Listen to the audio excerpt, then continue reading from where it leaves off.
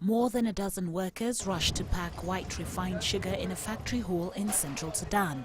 Next year, management at Kenana Sugar Company hope the plant will be busier as the management plans to boost its output as Sudan seeks to increase sugar exports. Officials at Kenana factory say that there is plenty of land suitable for sugar cultivation as well as plenty of water. For sugar export market is normally EU or Europe, and production around 400,000 tons of refined sugar is every year, with another 200,000 raw sugar to be processed to refine sugar in Kenana Sugar Company. Part of it during the crop campaign, while the other part during the off-crop. After we finish Kenana cane, we start processing refined sugar from raw sugar. Boosting sugar production also has political goals.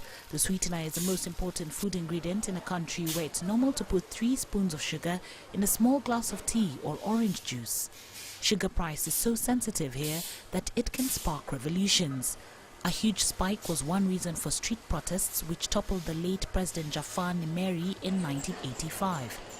President Omar Hassan al-Bashir has been facing for over a year small protests over a rise in food prices.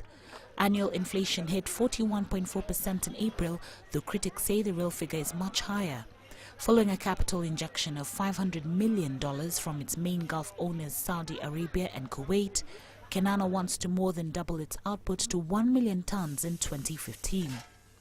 Its affiliated White Nile Sugar Company eyes a production of 250,000 tons from next year. And also in Sudan there is a grand sugar plan. This for producing around 10 million tons of sugar. And part of this project already started. White Nile is start producing this year, and we have a reduce here in the eastern side of the White Nile river. This is shortly will start, and this is part of the grand plan for producing 10 million tons of refined sugar in the Sudan. That would help cover domestic demand of 1.2 million tons and leave room for more exports. Currently, all local plants produce between at least 600,000 and 700,000 tons annually, analysts estimate. By next year, the output could reach between 900,000 and 1 million tons. Sudan is one of the biggest African sugar producers after Egypt and South Africa and hopes to become a global player by 2020, competing with world leaders such as Brazil. The expansion plans also come at a time of a downturn with global excess supplies. Raw sugar benchmark futures trade less than half a peak reached 2 years ago.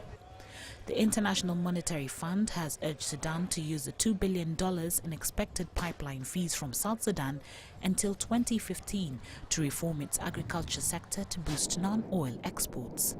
Carol Oyola, CCTV.